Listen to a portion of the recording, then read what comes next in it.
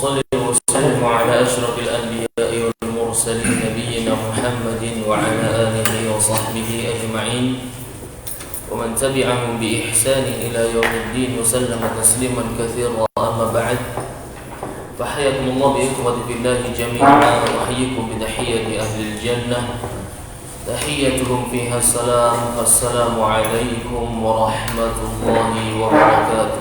وعليكم السلام ورحمة الله وبركاته. كيف حالكم؟ الحمد لله بخير. الحمد لله بخير. ونسأل الله عز وجل أن يفقهنا في الدين وأن يعلمنا ما ينفعنا وأن ينفعنا بما علمنا ويزيدنا علما نافعا وعملا صالحا إنه ولي ذلك والقادر عليه. Sudah lama sekali pertemuan terhenti karena sesuatu dan lain hal. Semoga ini menjadi pertanda awal akan rutin kembali kelas fikih kita yang mempelajari di dalamnya fikih yang didasari dari fatwa-fatwa Al-Imam Ahmad bin Hanbal rahimahullahu ta'ala dan para ulama Hanabilah setelahnya yang mendasari fatwa-fatwanya dengan kaidah-kaidah yang disampaikan oleh Al-Imam Ahmad rahimahullahu ta'ala. Karena sudah masuk musim penghujan, mungkin sebaiknya kita bikin kesepakatan dulu. Mungkin di beberapa daerah kadar hujannya tidak sama, katanya. Kadar hujannya tidak sama. Baik, kalau terjadi hujan, anak khawatirin memberatkan antum sebenarnya. Ya, khawatirin memberatkan antum semua. Jadi, monggo. Antum sebenarnya kalau hujan tetap mau berangkat apa enggak? Berangkat. Tergantung intensitas lah. Hah? Tergantung intensitas hujannya kan.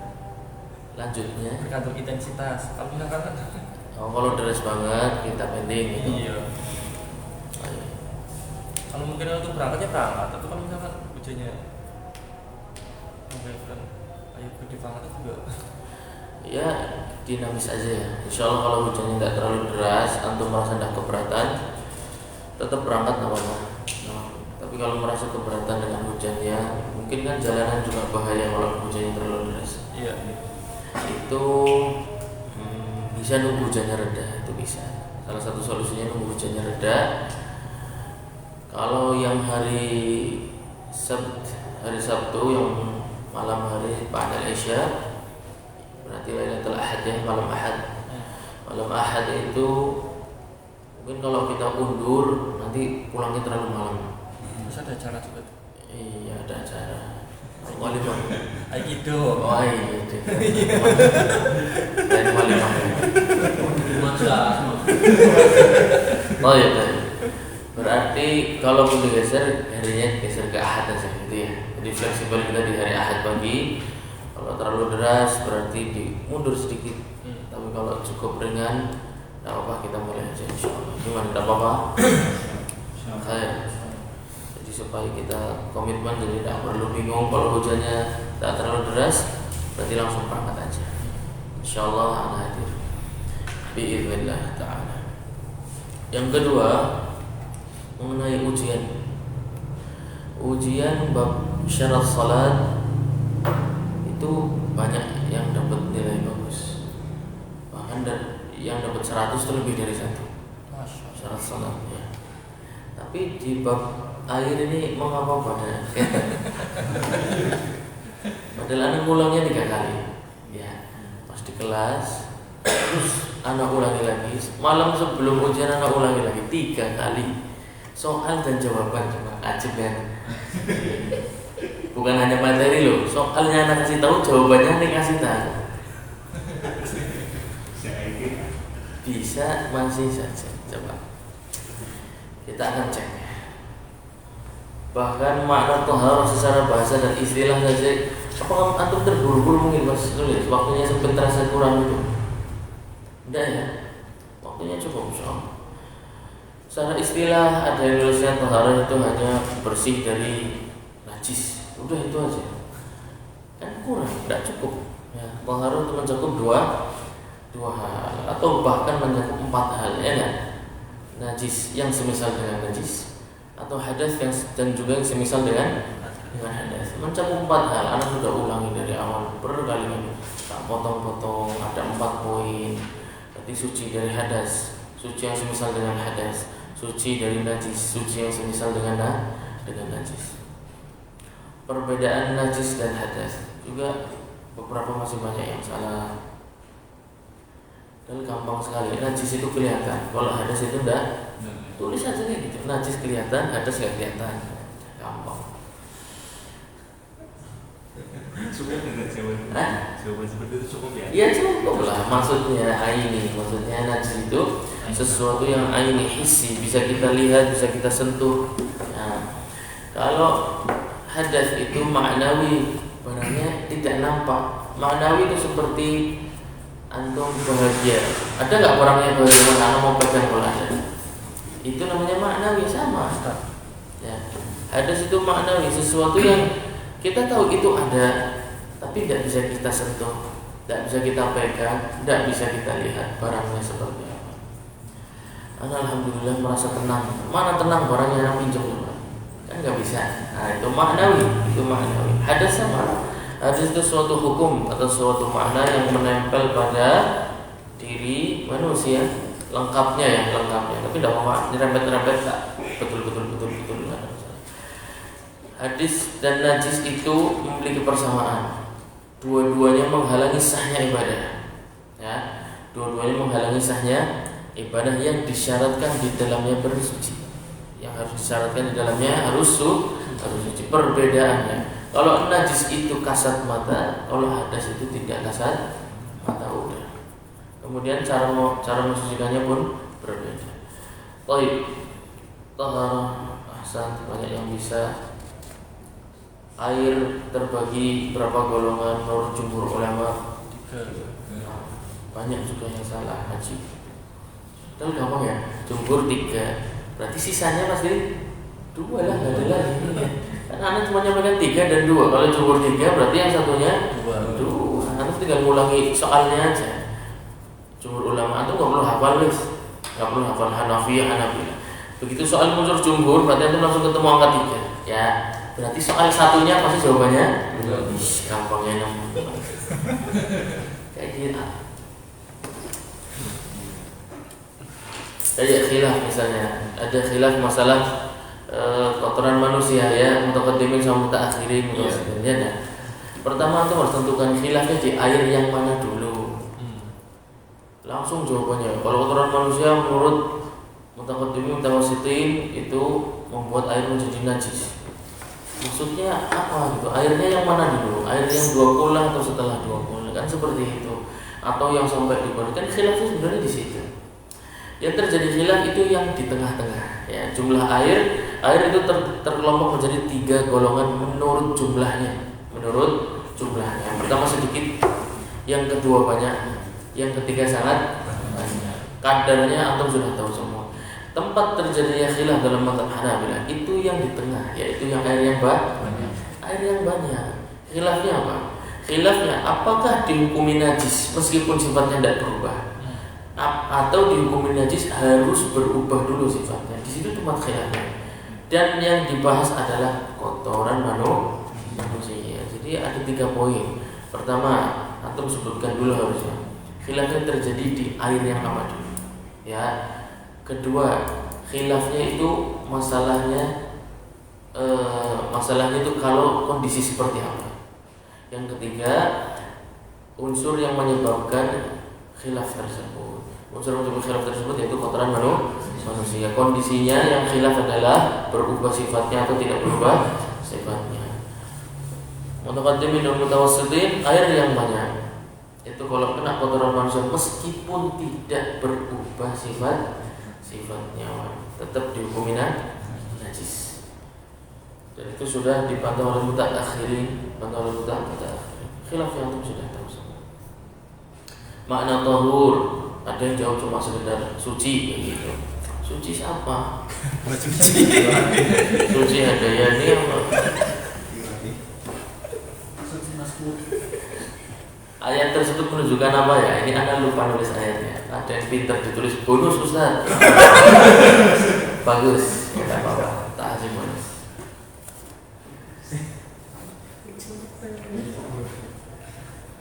Oh iya, Masya Allah.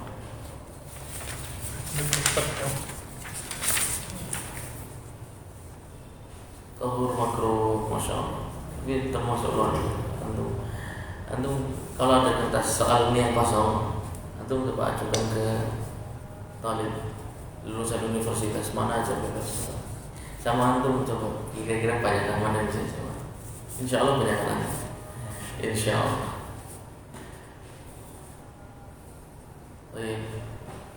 Anda kan waktu bilang air yang mengendap dalam tempatnya dalam waktu yang lama itu nanti bisa berubah ya? Iya. Namanya air apa? Air sajin, jangan pakai ta. Jangan pakai ta. Ini ditulis taknya. Air tajin. Aduh, ya.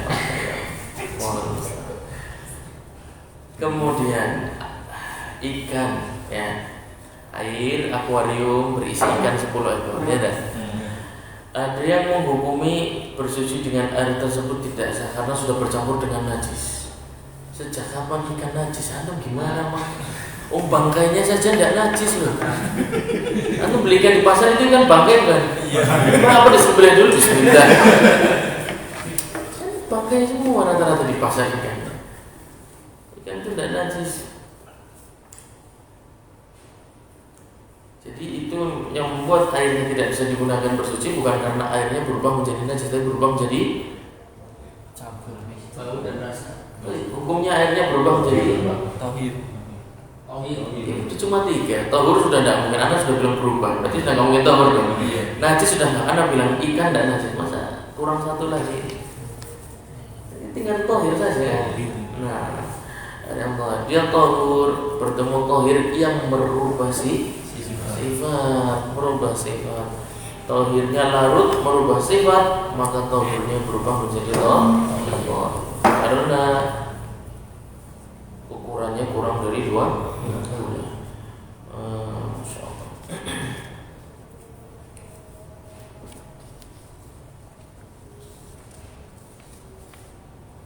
Kemudian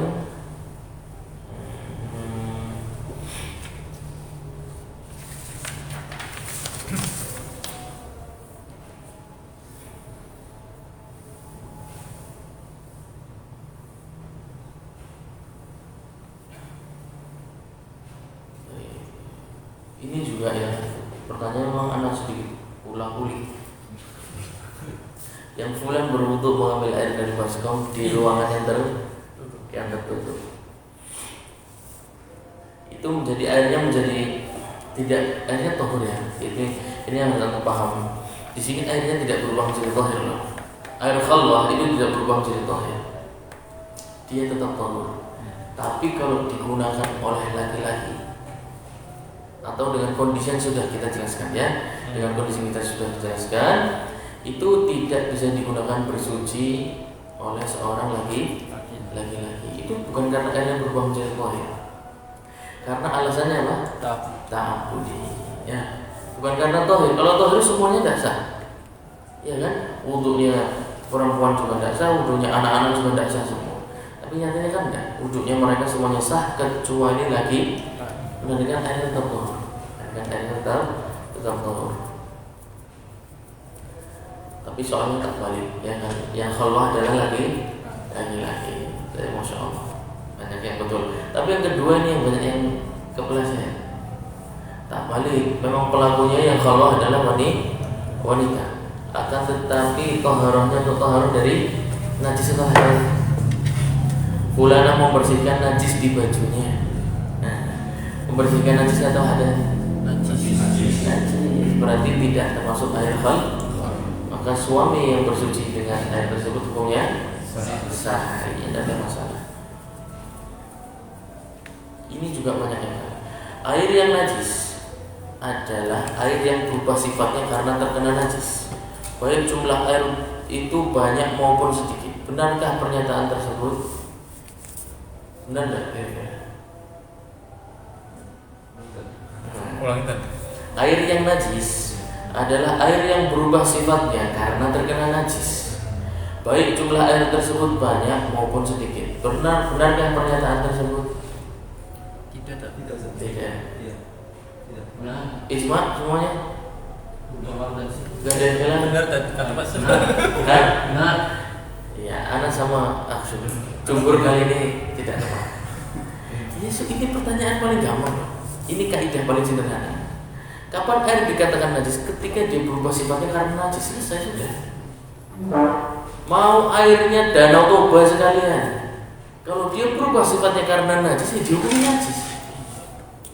Itu gampang sekali. Ini kaidah paling mudah dalam bab masalah najis. Air kalau terkena najis kemudian berubah sifatnya, maka dia dihukumi najis. Mau sedikit, mau banyak, mau danau, terserah. Banyak yang kata. Tapi ini tatbik, ini permasalahan yang antum akan terapkan dalam kehidupan sehari-hari ya. Air misalnya di kolam renang, ya kan? Air di manalah, bak misalnya di Cikeong, ya kan? Kan kalau banyak anak kecil kan kalau kebelet tak bisa jauh-jauh di situ aja. Air yang sedikit jika terkena najis, ini gampang. Cara mensucikan. Ini juga dua pertanyaan terakhir kayaknya banyak yang bingung. Kenapa terburu-buru?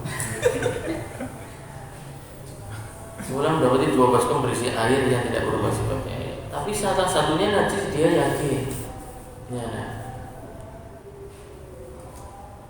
Tapi ada yang betul, ini termasuk betul. Langsung bertayammum. Yang kedua, satunya qahir, satunya qahur. Akan tetapi masalahnya bukan di situ saja. Kalau cuma soalnya itu aku benar semua jawabannya. Makanya tak tambahin soalnya. Tapi dia perlu untuk minum kondisinya. Satu qahir, satu qahur. Kalau cuma sampai situ Anda yakin jawabannya betul semua. Tapi tak tambahin soalnya. Tapi dia perlu minum dari salah satunya. Gimana? Berarti cara bersucinya gimana? Tetap sama tadi. Berarti diminum dulu. Antum dikira-kira kayaknya sih tohir yang ini nih, ya kan? Antum minum, kemudian antum bersuci dari yang satu. Seperti biasa mana? Seperti biasa. Kan harus minum. Mau minum nih. Kasusnya mau minum. Bukan yang biasa, antum udah 4 tahun. Ya, minumnya tahan dulu. Iya, habis wudhu dulu ada. Ngorok. Habis safar di padang pasir atau kira-kira gimana jalan kaki di terik matahari, kehausan, cuma dapat 2 baskom ini gimana? Harus minum. Doruri dalam kondisi daruri. Hah? Minum dulu lah. Medang bisi. Diminum dulu. Sisa 1 baskom, ya dah. Kira-kira ada kemungkinan nggak yang diminum tadi yang tohur? Mungkin. Ada kemungkinan nggak? Berarti yang sisa ini kok? Berarti antum akan berwudu selalu dalam kondisi tidak yakin bahwasanya air tersebut mensucikan. Benar nggak? Iya. Solusinya bagaimana? Satu. Tapi ada kemungkinan itu tohur nggak? Yang ngomong? Sama. Berarti harus sama dulu. Dulu kemudian tayamum. Sudah selesai, antum nggak usah pikir lama-lama. Daripada antum merenung dulu, aduh banyunya apa ya? Saja merong jam suara teman, tunggu wudu tayamum, sudah selesai urusan. Oh iya, Anda belum selesai ngaji. Karena jawabannya masya Allah, tulisannya juga sedikit rumit. Jadi tak kira-kira sedikit. Tulisannya ya, Sir? Hah? Tulisannya. Ada yang nggak ditulis namanya, ada nggak ditulis namanya, nggak ditulis nama. Setelah anak cek jawabannya banyak yang kosong. Oh yang benar, namanya nggak mau diketahui namanya. Baik, sekarang kita masuk babul aniyah, ya. Bab al-aniyah, bab mengenai wadah banyu. Bab mengenai wadah banyu. Jadi kita bicara tentang hukum air, namanya air itu kan pasti ada wadahnya ya kan? Apa mabur banyune bus? Langsung antum ambil di udara kan? Tidak pasti ada wadahnya, ada wadahnya.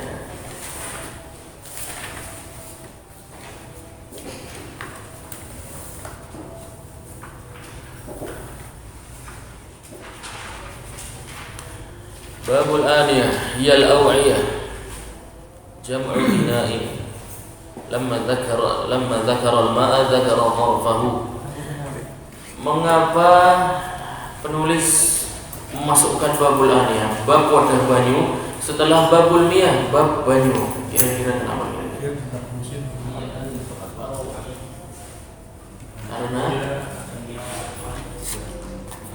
Karena banyu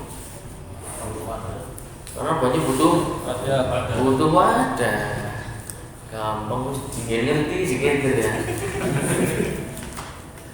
Kullu ina'in zahirin. Nah, sekarang apa sih wadah banyu yang menyebabkan air tersebut tetap bisa kita gunakan untuk bersuci? Perhatikan. Kullu ina'in zahirin kal khashabi wal juludi was sufri wal hadidi walau kana thaminan ka jawharin wa zumurrudin yubahu ittikhadhuhu wa isti'maluhu bila karahatin ghairu jildi adamiyyin wa 'azmihi fa yahrum.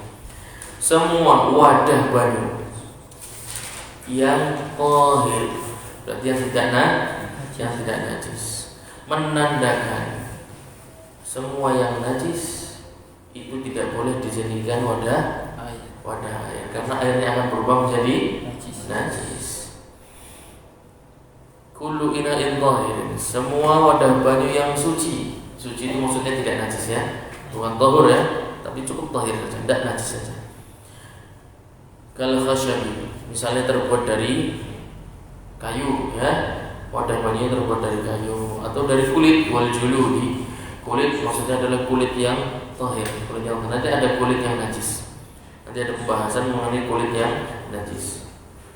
Kemudian juga dari besi, wadah banyu dari besi, dari logam, aluminium dan lain sebagainya, dari plastik.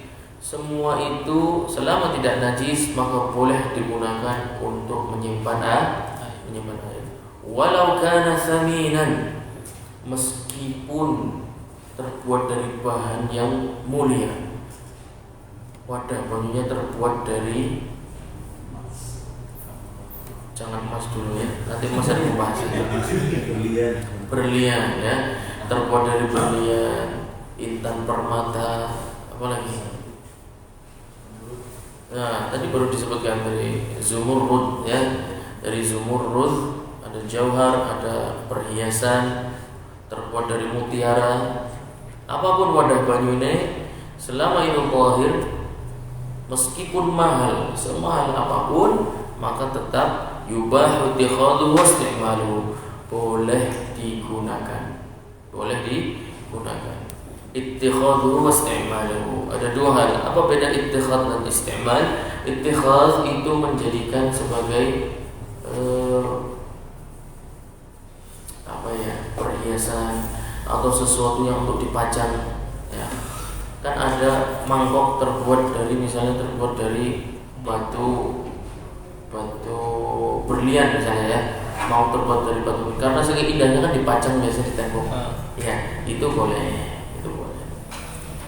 Istimal itu digunakan untuk makan, mangkok berlian. Ya. Boleh juga untuk minum juga boleh, gelas yang terbuat dari berlian juga boleh, dari zamrud juga boleh. Bila karahatin, tidak makruh sama sekali. Tidak usah takut. Antum di rumah punya berlian banyak, punya batu zamrud banyak, ya, dihancurkan kemudian dicetak gelas minum. Mau makan mie ya. Walau kana thamiran tajawaz sumur yubati fa muslim bil karaha ghayra jildi adamiyyin wa 'azmihi fa yahrum, kecuali kulit manusia. Kita kan tadi bilang kulit boleh ya menjadi tempat air, kecuali kulit manusia. Kira-kira karena najis atau bukan? Iya, karena manusia tidak tidak najis. Jadi fayahrumu diharamkan kulit manusia dijadikan tempat air meskipun dia tidak najis. Nanti resikonya ketika kita tidak bilang tidak najis, maka airnya tetap tahur, nanti akan masuk. Jadi ini kita bangun pendapat para ulama ini cerita, masya Allah ya. Kalau masalah itu kalau bikin kita tuh cerita dari awal, fondasinya dibangun cerita bahannya dulu. Ketika bahannya diharamkan tapi tidak najis, berarti air tahur disimpan di sana tidak berubah menjadi meskipun haram digunakan, tapi belum tentu hukumnya najis. Seperti waktu soal wanita yang menyambung rambut, ya, wanita menyambung rambut, hukum salatnya tetap sah, karena bukan rambut yang najis, ya dah. Tapi perbuatannya haram sama. Menggunakan kulit manusia sebagai wadah air, hukumnya haram, akan tapi airnya tidak najis. Masa ada di zaman sekarang kulit manusia jadikan wadah baju? Ya antum tinggalnya di Indonesia, masya Allah. Coba ke hutan Amazon, ya, apa malah hutan mana lagi kira-kira yang ada suku makan manusianya. Itu coba antum berdakwah di sana, ya dah. Antum tidak tahu ternyata air yang disimpan di sana itu wadahnya terbuat dari kulit manusia yang dijahit sedikit demi sedikit. Coba. Dan antum misalnya harus datang waktu sholat harus dulu. Nah, jadi soal aja ntar ya. Wah, itu jadi soal. Datang waktu sholat antum tidak menemukan kecuali air itu. Gimana solusinya? Insyaallah nanti antum tahu. Wa azmihi, tulang manusia juga tidak boleh jadi wadah air. Wa yahrumu, haram, akan tapi tidak menyebabkan airnya menjadi najis. Illa an yadzahabin wa fiddatin wa mudabbaban bihima. Nah, kita tadi bicara tentang wadah air dari bahan yang berharga, dari berlian, dari mutiara, ya enggak? Dari bahan yang berharga ini ada dua yang dikecualikan. Dikecualikan. Maka tidak boleh digunakan. Sama seperti enggak bolehnya pakai kulit manusia, sama seperti enggak bolehnya pakai tulang manusia adalah yang terbuat dari emas dan perak. Atau tidak terbuat dari emas dan perak. Akan tetapi bahan emas dan perak ini digunakan untuk menyambung. Biasanya kalau pecah keramik ya, pecah itu kan antum ditempel kemudian di keramik dinas. Ya bayar. Misalnya dikasih dinat lah, atau dikasih plastik dipanasi ya supaya nempel. Disemen keramik. Dilim. Lah zaman biyen kan antum durung dodol lem. Nah, saya kita antum wis dodolan lem kepenak apa? Zaman biyen belum ada lem. Istimewa dulu. Lemnya pakainya emas. Oh, jangan main-main. Emas yang dipanaskan ya, kemudian diambil di emas kotak gelondongan dulu, pecah keramiknya. Ya, emasnya dipanaskan dulu, keramiknya disambung, kemudian ditaruh di antara kedua belahan. Nanti emasnya mengering, kemudian ngeragak. Justru semakin indah. Memang maksudnya untuk menghias. Jadi pecahnya keramik itu akan menjadi indah ketika justru disambung dengan sesuatu yang indah. Jadi ketika kita menghadapi ujian, ya, kita menghadapi kondisi yang tidak menyenangkan, itu jangan jadikan alasan untuk berlama-lama untuk bersedih. Ya wajar bersedih, akan tapi justru kita harus melihat sisi sebaliknya. Bagaimana ujian tersebut menjadi sesuatu yang indah? Apa? Dengan mengingat Allah Subhanahu wa taala. Ketika kita sedang diuji, semakin banyak ibadahnya. Yang tadinya puasa Senin Kemisnya makin amat-amatan, setelah diuji jadi kenteng malah puasa Daud, kan seperti itu. Ketika diuji sedih, kemudian ingat kesedihan ini harusnya semakin mendekatkan kita kepada Allah Subhanahu wa taala. Yang dulu bangun malamnya setengah jam sebelum sholat fajar, sekarang 1 jam sebelum sholat fajar. Yang dulu tilawah Qur'annya 1 bulan sekali khatam, karena sedang diuji, dia ingin memperindah hubungannya dengan Allah Subhanahu wa taala, 3 kali khatam dalam 1 bulan. Seperti itulah. Jadi ketika ada yang retak dalam kehidupan kita, ada yang pecah, ada yang kurang pas, ada yang mendatangkan kesedihan, cari sesuatu untuk memperindah kehidupan kita. Dan itu dengan memperbaiki hubungan kita kepada Allah Subhanahu wa taala. Tidak ada yang lebih indah dari bermunajat kepada Allah Subhanahu wa taala sendirian di tengah malam, tidak ada orang yang menyaksikan. Yang menikmati hanya kita dan hati kita. Tidak perlu pujian manusia, tidak perlu celaan manusia. Itu adalah keindahan yang tiada taranya bagi seseorang yang masih hidup di dunia ini. Illa an yatadhhab min fiddah, kecuali dari yang berharga tadi, ya, dari wadah banyu yang mahal, dari wadah banyu yang terbuat dari bahan yang mewah. Itu ada dua bahan yang tidak boleh dipakai untuk wadah banyu. Dia adalah yang terbuat dari emas dan perak, atau dia bukan emas dan perak, tapi emas dan perak digunakan untuk menyambung, ya, untuk menyambung raketna, atau antum bahasa antum sendiri lah. Atau ghairu ma ya'ti. Wa kadza al-muwawwah. Bagaimana dia bukan emas dan perak, tapi disepuh dengan emas dan perak. Ya, sekarang kan ada ya. Jadi dia bahannya besi, tapi disepuh dengan emas luarnya. Sama, dia mengambil hukum yang sama. Tempat air terbuat dari besi, tapi dia disepuh dengan emas, itu mengambil hukum emas, sama saja. Atau dilapisi, disepuh sama dilapisi beda. Kalau disepuh itu emasnya, partikelnya menyatu dengan bahan tersebut. Kalau dilapisi itu emasnya bisa dikeletek. Paham? Nah, kalau dilapisi itu bahan emasnya bisa antum keletek. Nah, itu namanya dilapisi. Kalau disepuh, disebut itu emasnya partikelnya nyampur dengan bahan tersebut. Sing biasa dolanan semprot-semprotan, paham ya insyaallah. Fa innahu yahrumu ittikhadhuha, tidak boleh menjadikan emas dan perak untuk perhiasan. Tidak boleh menggunakan emas dan perak untuk perhiasan. Lima fihi min as-sarfi wal khuyala, karena ada sarf israf. Namanya apa ya? Israf itu melebihi batas. Dia bukan sesuatu yang digunakan untuk perhiasan. Perhiasan cari selain emas dan perak. Wal khuyala, menimbulkan kesombongan. Wa kasri qulubil fuqara, kalau orang yang tidak mampu lihat itu hatinya sakit.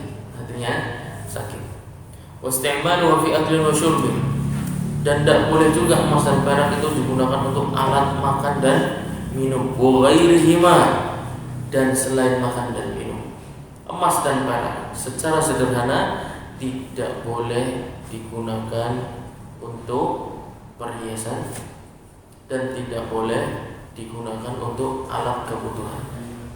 Ya, makan dan minum, dan selain makan dan minum. Contohnya apa? Jam yang terbuat dari emas, kacamata yang terbuat dari emas, pulpen. Nah, sekarang banyak ya, pulpen aja terbuat dari emas. Semua yang terbuat dari emas atau bukan emas tapi disepuh dengan emas, bukan emas tapi dilapisi emas, bukan emas tapi ada di dalamnya campuran emas, itu sama saja. Dalam mazhab Hanabilah, memang hadis yang turun dalam larangan penggunaan emas dan perak itu dalam hal makan dan minum. Tapi para ulama mazhab Hanabilah melihat berdasarkan dari fatwa para sahabat bahwasanya ungkapan Rasulullah SAW menggunakan istilah makan dan minum karena itu adalah hajat paling banyak seorang manusia. Kalau hajat yang kita butuhkan saja tidak boleh, ya enggak? Makanya kias, ini namanya kias aulawiyah. Kalau hajat yang kita butuhkan saja tidak boleh, makan dan minum itu semua orang butuh, ya enggak? Itu saja tidak boleh, apalagi selain makan dan lebih tidak boleh lagi. Kira-kira seperti itu. Oleh karena ketika dilarang makan dan minum, maksudnya selain makan dan minum, semua hajat manusia tidak boleh menggunakan emas dan perak. Walau ala unsa, meskipun wanita. لعموم الأخبار وعدم المخصص وإنما أبيح التحلي للنساء لحاجتهن إلى التزين لزوج. Hanya ada satu hal, penggunaan emas dan perak dibolehkan untuk dijadikan perhiasan, dijadikan pajangan. Itu untuk satu kondisi. Yang pertama, wanita. Yang kedua, penggunaannya untuk berhias. Penggunaannya untuk berhias. Jadi seorang wanita punya emas dan perak, bentuknya misalnya centong, ya centong emas, ya kan. Dan perempuan buka warung, ya centongnya pilih 5 juta, berarti kan terbuat dari emas, ya kan? Centong masih 5 juta kira-kira terbuat dari emas. Sendok garpu terbuat dari emas, dipajang di ruang makan. Ya seperti itu tidak boleh. Meskipun yang majang seorang wanita atau rumah itu rumah seorang wanita, tetap tidak boleh. Karena bolehnya seorang wanita menggunakan emas dan perak untuk perhiasan hanya ada satu kondisi, yaitu untuk berhias di depan suaminya. Kalau sudah berhias sudah bukan untuk suaminya, berarti boleh pada? Tidak boleh, ya. Karena hukum asalnya tidak boleh. Nah, di situ antum harus bangun hukum asalnya dulu. Penggunaan emas dan perak untuk perhiasan atau untuk alat kebutuhan itu semua nggak boleh untuk laki-laki dan perempuan.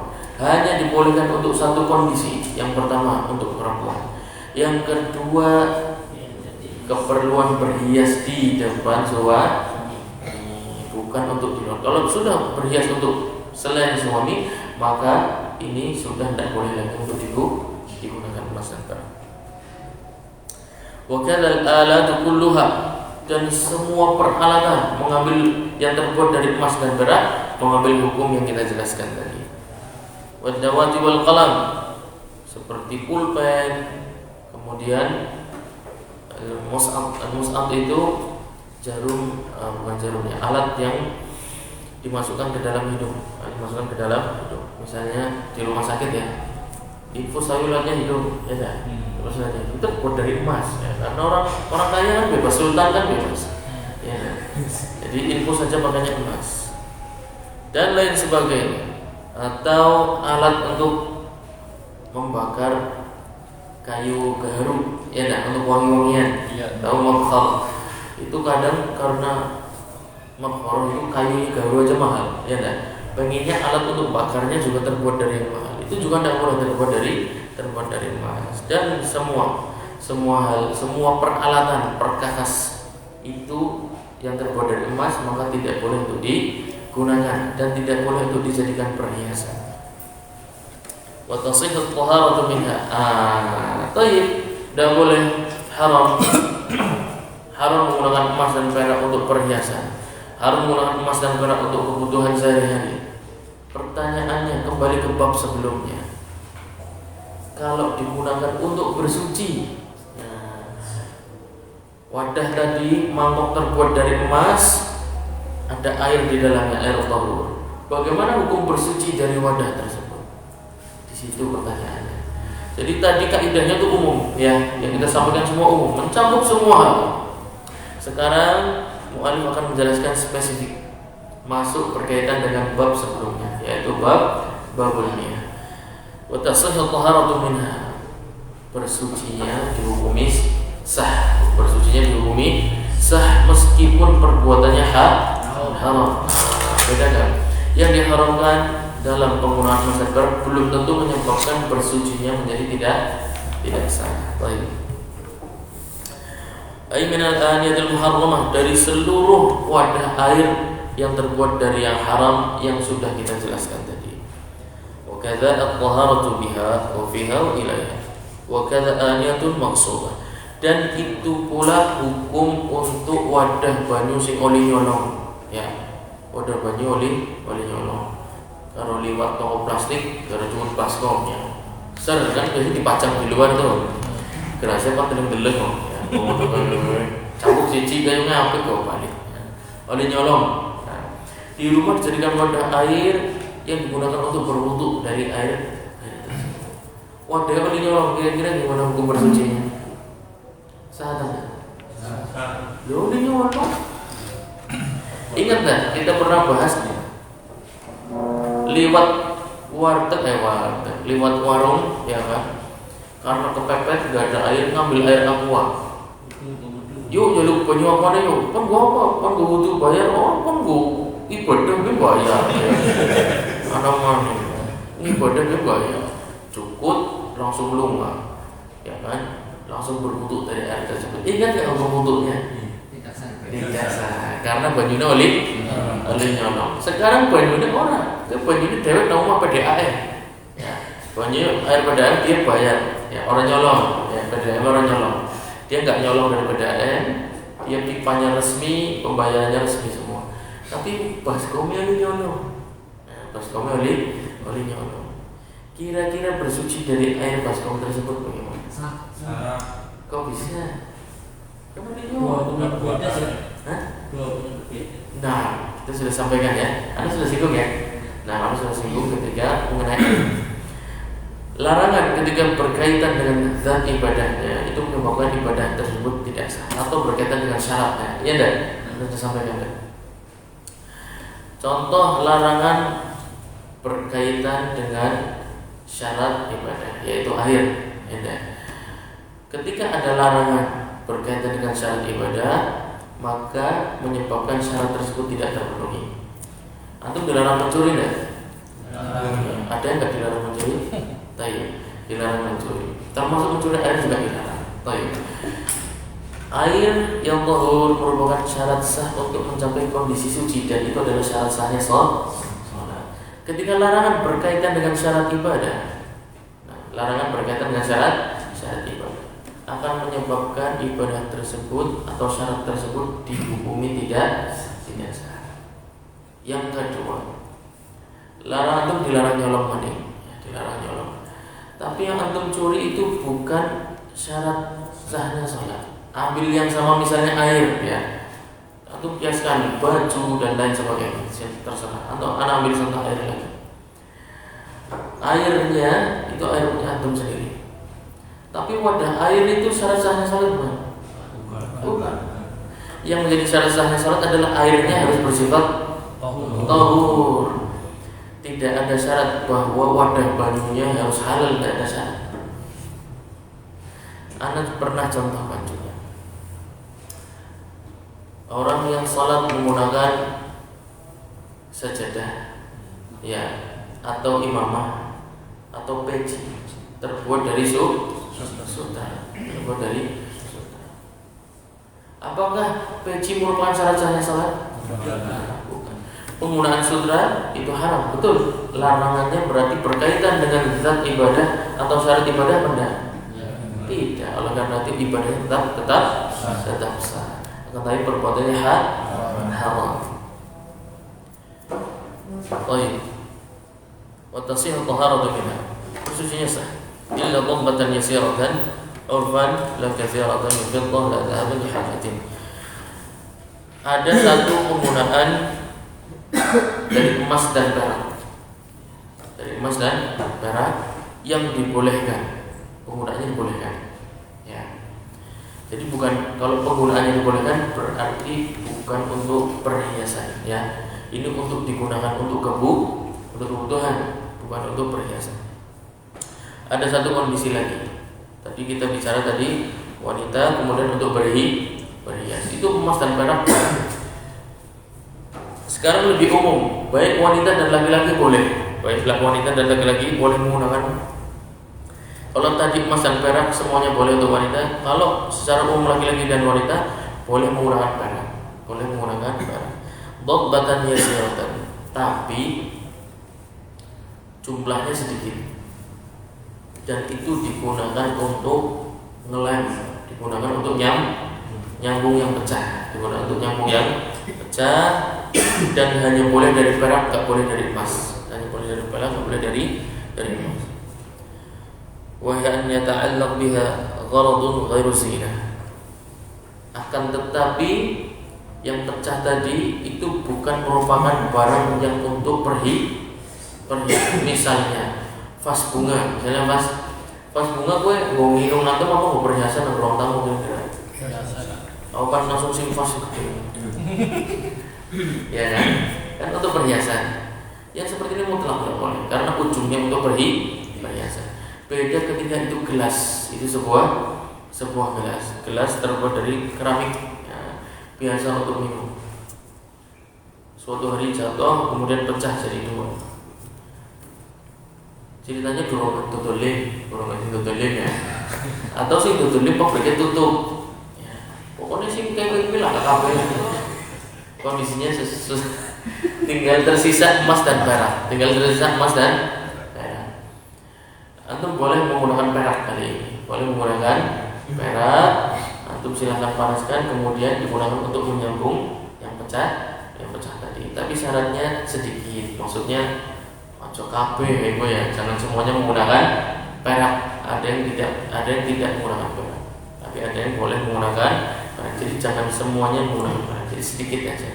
Urfan, batas sedikitnya mana? Ya, antum kira-kira sendiri. Kira-kira ini masih tergolong sedikit lah. Kira-kira kalau orang lihat ini peraknya masih tergolong sedikit. Fala ba'sa lima rawal Bukhari an Anas radhiyallahu anhu. Berdasarkan hadis yang diriwayatkan oleh Imam Al-Bukhari dari sahabat Anas bin Malik radhiyallahu anhu, anna qadah Nabi sallallahu alaihi wasallam inkasar. Qadah itu sebuah wadah air, Fattakhadha makana sya'bi silsilatan min fiddah. Maka Nabi sallallahu alaihi wasallam menyambung wadah air tersebut dengan lapisan perak. Fiddah itu perak. Wa ulima minhu anal muqabbab bi dhahabin haram mutlaqan. Dan diketahui dari itu, adapun emas digunakan untuk nyambung yang pecah maka ini haram mutlaqan. Wa kadzal muqabbab fi dhahli ghairi haja. Begitu pula dengan perak. Kalau digunakan untuk selain kebutuhan, berarti untuk perhiasan tidak boleh juga. Au bi dhabbatin kabiratin urfa, atau nyambungnya banyak meskipun dengan perak juga tidak boleh. Walau li hadits Ibn Umar radhiyallahu anhu, man syariba fi ina'in dhahabin aw fiddah aw ina'in fihi min dhalik fa inna ma yujarjiru fi batnihi nar jahannam. Rawahu ad-Darqutni. Sesungguhnya siapa yang minum dari wadah air yang terbuat dari emas ataupun perak, atau mengandung emas ataupun perak, fa inna ma yujarjiru fi batnihi nar jahannam. Sesungguhnya dia sudah memanaskan api neraka di dalam perutnya sendiri. Oleh karena itu, hadis ini difahami oleh para ulama bahwasanya kalau untuk makan dan minum yang mana hajat kita sangat tinggi, ya dah, kita setiap hari makan minum dah. Apa ada yang makan minum seminggu sekali? Setiap hari. Majelas makan. Kalau ini kebutuhannya darurat seperti itu saja tidak boleh menggunakan emas dan perak. Apalagi selain makan dan minum, maka tidak boleh. Hanya ada boleh satu kondisi menggunakan emas dan perak, yaitu untuk seorang wanita dan keperluannya untuk berhias di depan suami, atau boleh menggunakan perak saja. Ya, laki-laki perempuan boleh semua. Kondisinya untuk apa? Mengelem yang pecah, ya dah, menyambung yang pecah sedikit, kemudian untuk bukan perhiasan, itu untuk keperluan. Masya Allah. Wa tukrahu mubasyaratuha li ghairi hajatin. Akan tetapi kalau itu menyambung gelas dalam kondisi yang dibolehkan tadi ya, dalam kondisi yang dibolehkan yaitu perak sedikit, bukan untuk perhiasan, menyambung gelas untuk minum. Makruh untuk langsung minum dari bagian yang kena peraknya, ya. Meskipun boleh, akan tetapi hukumnya makruh, tidak sampai haram. Makruh, karena seakan-akan antum minum dari wadah terbuat dari perak. Kalau antum langsung sengaja ngincar bagian yang ada peraknya, itu seakan-akan antum dengan sengaja minum tempat yang terbuat dari perak. Maka dihukumi makruh. Fa in ihtaja ila mubasyaratiha katadaffuqil ma'i aw nahwihi dzalika lam yukrah. Akan tetapi makruhnya bisa menjadi hilang kalau ada keperluan. Misalnya ngisi banyune kekepoken, ya. Kalau antum angkat airnya tumpah, ya kan, kemana-mana. Termasuk mubazir enggak? Harusnya bisa buat minum. Nah, Antum minum nggak bisa ambil dari mana-mana, susah, bisanya cuma dari situ, minum aja, tidak ada masalah. Karena ada kebutuhan. Dan untuk menghindari mudarat yang lain, yaitu tercecernya air secara tidak bermanfaat. Nah, airnya untuk minum ngisi kepenuhan. Antum hanya bisa minum, susah nih kalau antum gerak ke sana tumpah, gerak ke sana tumpah, antum ambil dari sana susah. Cuma ada satu sisi bisa antum minum yang ada lapisan perak. Ya seperti ini tidak makruh karena ada keperluan. Wa tubahu aniyatul kuffar. Sekarang bicara tentang wadah air tapi punya orang kafir. Punya orang kafir. Kira-kira pada minum khamar enggak kira-kira? Ya kan, orang kafir minum khamar, makan babi, ya kan? Iya. Pertanyaannya, sebuah wadah, baik wadah air atau wadah makanan ya, sebuah wadah itu umum, wadah air atau wadah makanan. Kalau itu punya orang kafir, kira-kira boleh kita gunakan kan? Nah, di situ pertanyaannya. Wa tubahu aniyatul kuffari in lam tu'lam najasatuha. Secara umum, wadah makan atau wadah minum milik orang kafir, meskipun kita tahu dia tukang makan babi, bahkan dia adalah tukang jualan babi di pasar sekalian, kemudian jualan marus sekalian, ya, pokoknya yang najis dia kelola dengan baik. Suatu hari bertamu, ya, karena rapat RT misalnya, ya, rapat RT dapat bulan giliran untuk tuan rumah rapat RT. Gimana nih, antum tahu ini orang biasa makan, jangan-jangan piringnya bekas makan babi, ya kan? Atau jangan-jangan udah airnya bekas khamar dan lain sebagainya. Yang seperti ini nggak usah pusing-pusing, ya. Yang seperti nggak usah pusing-pusing. Wa tubahu aniyatul kufari in lam tu'lam najasatuha. Selama antum tidak melihat najis di sana, baik tempat minum maupun tempat makan, meskipun itu milik orang kafir, maka hukum asalnya adalah mubah. Hukum asalnya mubah, boleh. Walau lam tahilla dzabaihuhum, meskipun orang kafirnya ini yang sembelihannya tidak halal. Orang kafir yang sembelihannya tidak halal. Orang kafir yang sembelihannya halal siapa mereka? Ahlul kitab. Anda udah pernah bahas belum? Belum ya? Belum. Baik, insyaallah kesempatan berikutnya mengenai sembelihan ahli kitab. Sembelihan ahli kitab halal untuk kaum muslimin. Itu suratnya, ayatnya di surat Ali Imran kalau tidak salah. Al-yawma uhilla a'udzu billahi minasyaitonir rajim. Al-yawma uhilla lakum at-thayyibat wa ta'amul ladzina utul kitaba hillun lakum wa ta'amukum hillun lahum. Dan sembelihan-sembelihan mereka, makanan-makanan mereka itu halal buat kalian. Ya, ini yang bicara Allah Subhanahu wa taala. Dan makanan kalian, sembelihan-sembelihan kalian juga halal buat mereka. Wal muhsanatu minal mu'minat wal muhsanatu minal ladzina utul kitaba min qablikum. Dan wanita-wanita mukminat halal untuk kalian selama dihalalkan dengan cara yang syar'i.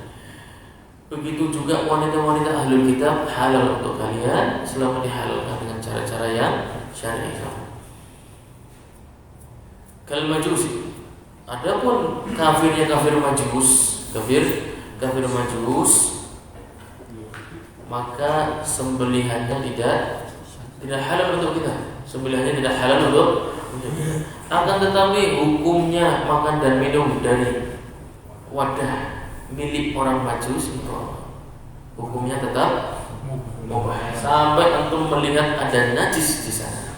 Selama tidak ada najis, ya, cuilan daging babinya atau lihat atau kayak anak lengane, ya kan, ngubayar resik misalnya, nah, antum boleh tanya ini bekas minyak apa, silakan ditanya. Selama tidak ada tanda-tanda kenajisan di sana, maka hukum asalnya adalah mubah. Meskipun orang kafir tersebut yang tidak halal sembelihannya untuk kita, yang menghalalkan khamr dan lain sebagainya. Li'annahu sallallahu alaihi wasallam, karena Nabi sallallahu alaihi wasallam tawadda'a min mazadati musyrikatin muttafaqun alaihi. Hadis yang muttafaq alaihi. Nabi sallallahu alaihi wasallam bersuci dari wadah airnya orang musyrik.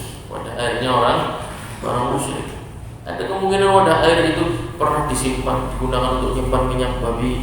Ada kemungkinan wadah air tersebut pernah digunakan untuk menyimpan khamr dan lain sebagainya.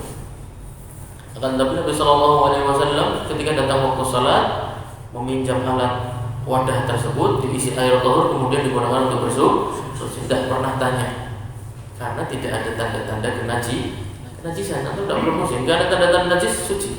Hukumnya suci meskipun dimiliki orang kafir, meskipun orang kafir tersebut majus atau yang menghalalkan yang haram, menghalalkan makan yang najis atau minum yang najis, waliyadzubillah.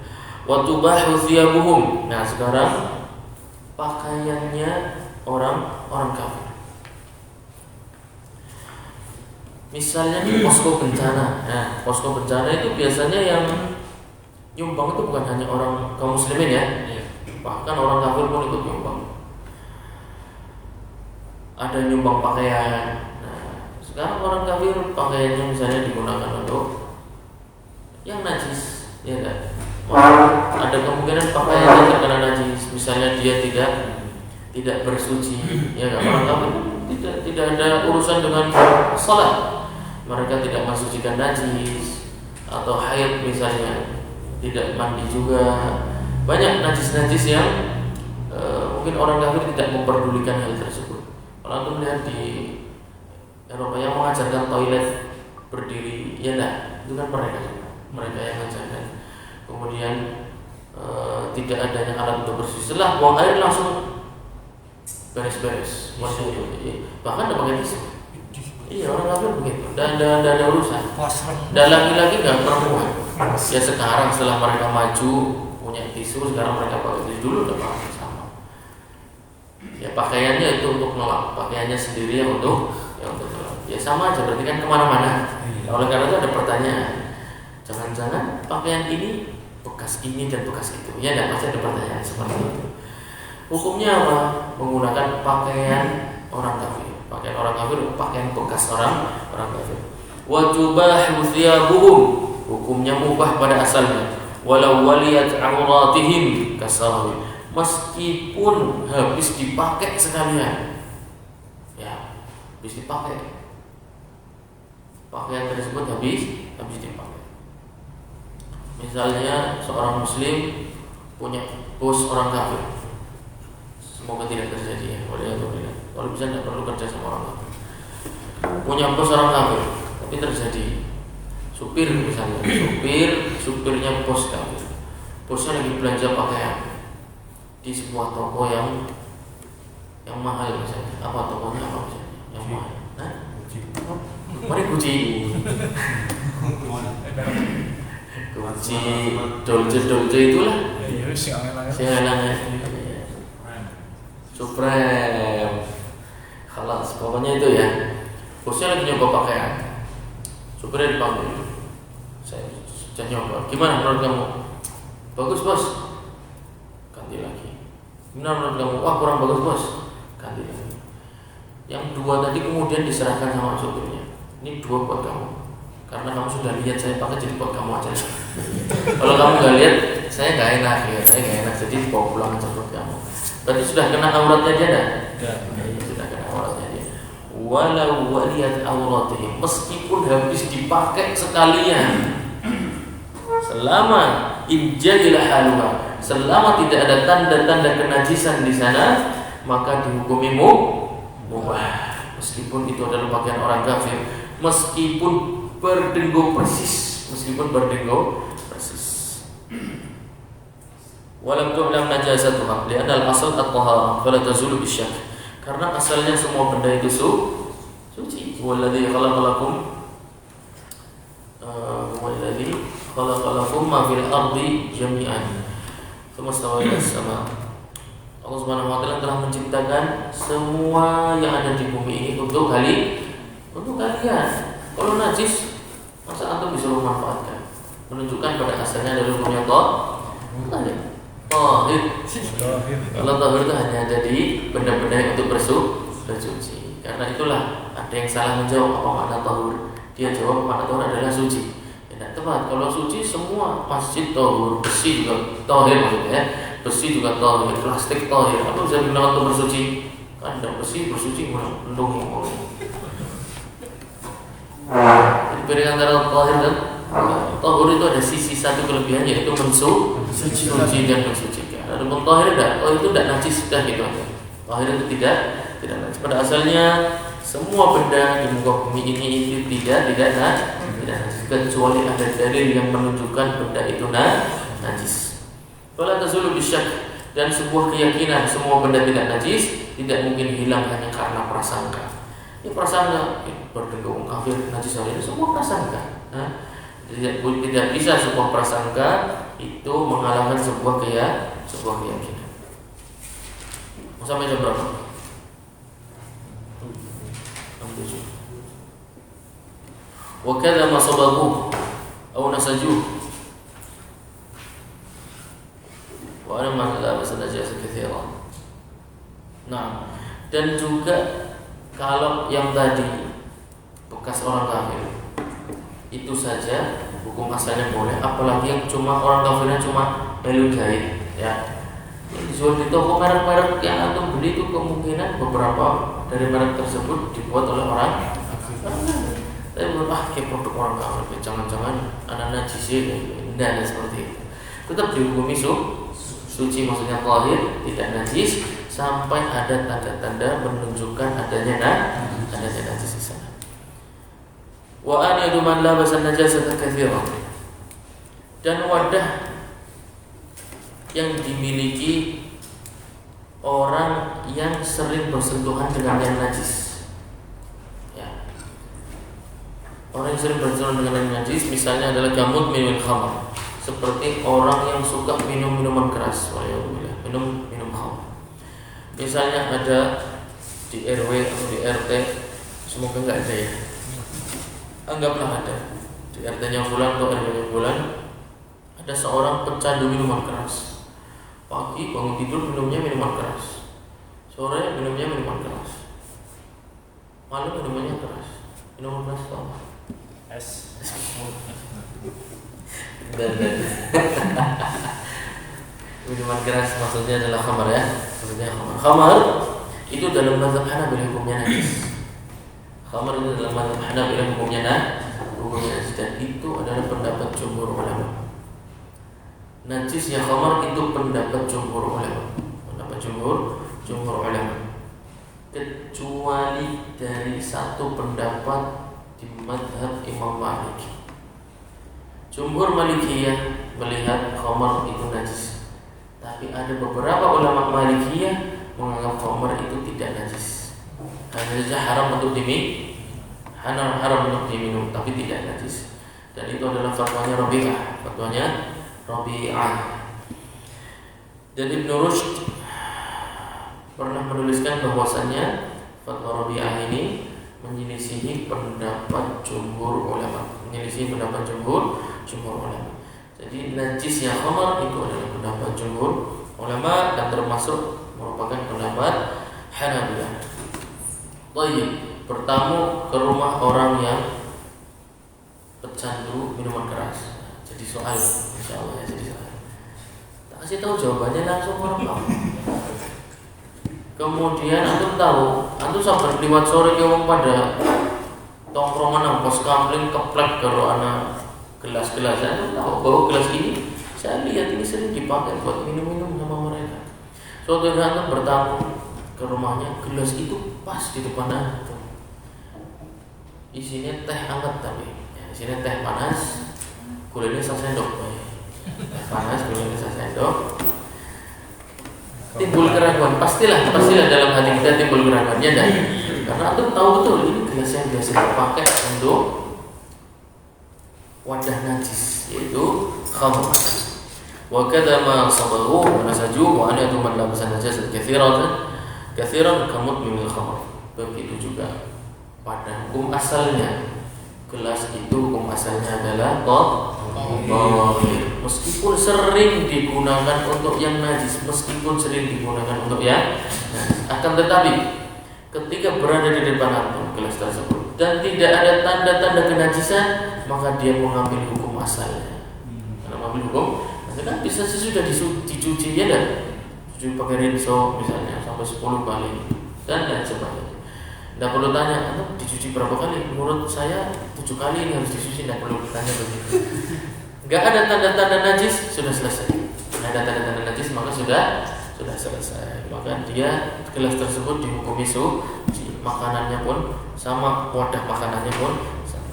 Wasiyabuhum, dan juga pakaian orang pecandu minuman keras. Orang pecandu minuman keras kalau sudah sampai pecandu itu biasanya minum aja kemana-mana, ya enggak? Kompornya itu kemana-mana, ke baju, ke celana dan lain sebagainya. Kemudian pakaian tersebut diserahkan ke antum misalnya untuk disalurkan ke posko yang membutuhkan pakaian misalnya. Tidak perlu pusing-pusing kayak, kelam ini terkena cium, betul, anda dari tadi nyari loh. Apa bahasanya ya? Kalau iya, cium bener. Jojo terkena cium kelam ini kayak. Anda tinggal cek aja, Anda bisa cek menggunakan ada aroma cium apa dan sebagainya. Ketika tidak ada tanda-tanda kenajisan, maka tidak perlu lagu bahwa hukum asalnya adalah suci. Wa badanul kafiri tahirun wa kadza ta'amuhu wa ma'uhu, dan badan seorang kafir hukumnya tahir. Padahal Allah Subhanahu wa taala mengatakan innamal musyrikuuna najasun. Gimana? Najis. Bagaimana? Anda sudah pernah nyampaikan loh, antum enggak boleh lupa. Maklum apa dalilnya? Jangan langsung begini. Antum ingin membantah zahir ayat Al-Quran loh, antum harus punya sebuah argumen yang kuat. Zahirnya innamal musyrikuuna najas, ini zahir musyrik najis. Antum mengatakan itu maknawi, loh kok bisa? Pasti akan muncul pertanyaan karena antum menyelisih zahir ayat. Antum harus mendatangkan ayat yang lain atau hadis yang lain. Gimana? Mau memegang mushaf di rumah sedikit Kan disuruh mandi dulu. Rasulullah pernah melawan orang musyrik di itu ya, Ustaz, di masjid. Masya Allah, jamil. Pernah menawan orang musyrik di dalam masjid. Kemudian ada lagi salah satu, betul, Masya Allah. Ada lagi.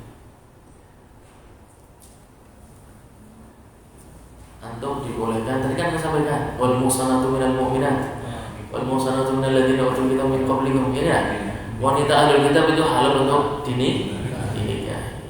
Tidak ada perintah kalau sudah dinikah suruh mandi dulu, menandakan dia tahir. Kalau sudah tahir muncul pertanyaan. Pertanyaan. Bekas makanan dia, bekas minum dia. Antum lagi-lagi posko bencana, ya jangan antum lah, pokoknya posko bencana kan kerja bareng tuh. Antum udah tahu itu ada yang kafir, ada yang muslim, ada yang kafir muslim. Datang waktu makan siang, kebuli kan, Masya Allah. Pakai sanampan, sanampan kan biasanya ngasih mawur, ya kan.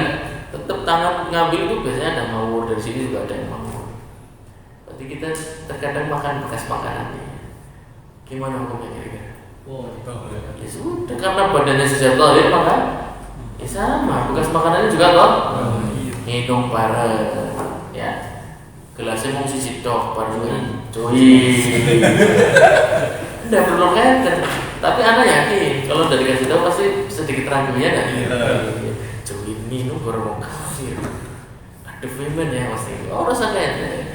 Selama kita tahu hukum badannya tahir, tidak najis, maka bekas makannya pun, bekas minumnya pun, sudah selesai. Masya Allah. Walakin tukrahu salatu fi thiyabil murdih wal haid was sabi wa nahwihim. Akan tetapi makruh, ya, makruh untuk salat menggunakan pakaian dari seorang wanita yang menyusui atau seorang wanita yang sedang dalam kondisi haid atau anak-anak, wa nahwihim, wanahmi. Dan yang mirip seperti mereka, apa yang mirip seperti mereka? Yang interaksi dengan najisnya sangat sering. Interaksi dengan najisnya sangat sering. Misalnya apa, tukang jagal, ya enggak? Itu interaksi dengan najisnya sangat sering.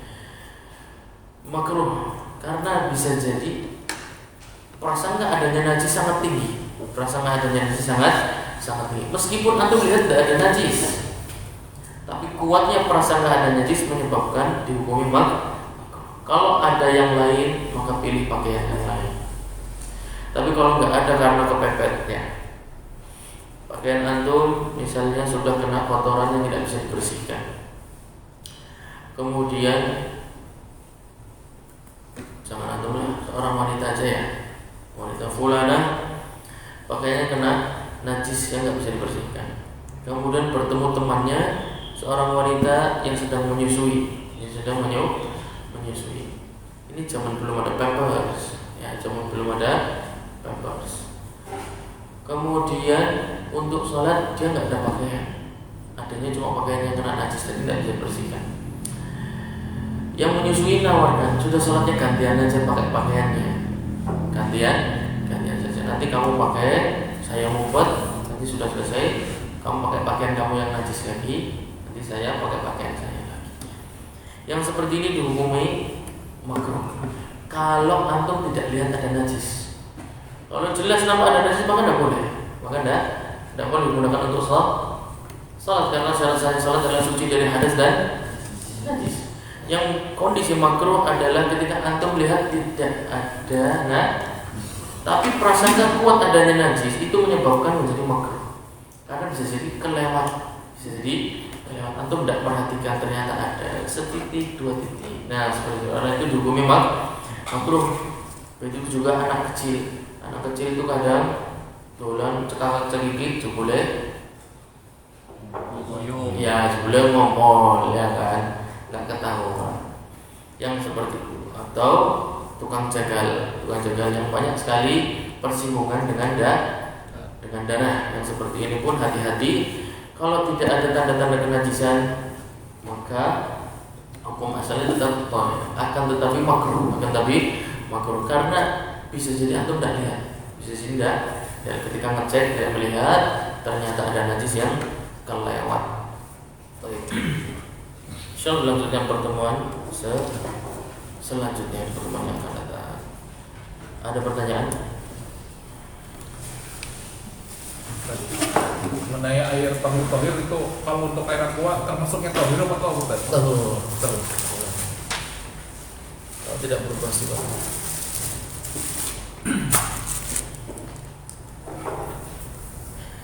Ada lagi? Batas persangkaan kita kan ketika kita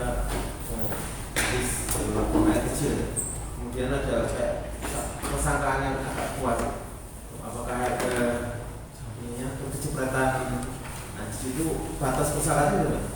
Batas persangkaan sehingga kita pakainya tidak bisa dipakai atau tidak dipakai? Dilihat aja. Lihat. Iya. Dilihat semampunya, tidak perlu takaluf, dilihat semampunya nggak ada berarti nggak ada. Nanti tidak terkena cipratan dari air kencing. Jadi dilihat aja. Iya. Jadi ada persangkaan kuat tapi memang itu juga baru sebatas persangkaan. Iya, makanya pada asalnya kan tahir, ya enggak? Asalnya tahir sampai untuk menemukan ada keyakinan bahwasanya terkena najis. Sama seperti kita sampaikan. Pada asalnya tahir sampai ada keyakinan bahwasanya ada barangnya. Najis kan kita katakan dia ini isi, ya enggak? Kelihatan. Jadi ketika tidak ada, hukumnya tidak ada meskipun ada prasangka. Kalau antum tidak melihat berarti tidak ada. Nah, bisa dipahami. Ada lagi?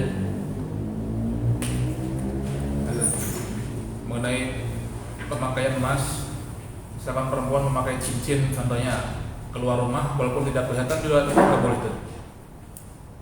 Yang tidak terlihat itu diambil hukum tidak ada. Kalau tidak terlihat maka tidak.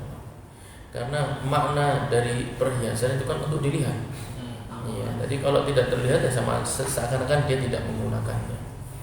Tapi kalau misalkan terlihat tidak boleh tadi. Ya terlihatnya misalnya kalau kondisi-kondisi tertentu, misalnya karena hajat, ya dan karena hajat itu misalnya bayar ke pasar, ya dan kan repot kalau copot lepas copot bisa resikonya hilang, ya dan pakai terus nggak apa-apa. Kemudian misalnya harus ke pasar, pas bayar sedikit tersingkapnya dan kelihatan cincinnya. Ini kan bukan niatnya bukan tasyukkur untuk orang lain. Ini tidak berniat berhias untuk orang lain. Tapi karena ada keperluan dia harus buka tangannya untuk bayar misalnya, atau ngambil air, ngambil yang dibelanjakan dan lain sebagainya. Yang penting tadi kita katakan selama bukan untuk zina, untuk berhias di selain suami, pada selain suami. Baik, bagaimana?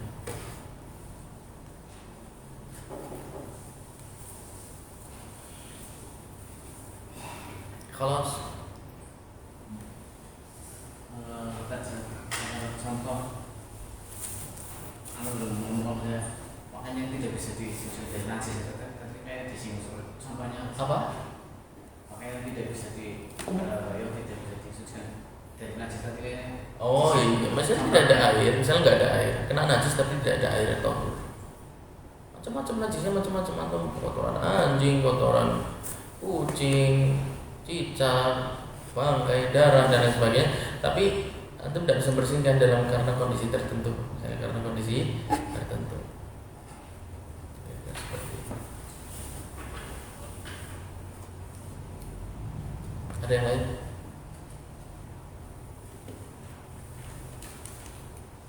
Cukup.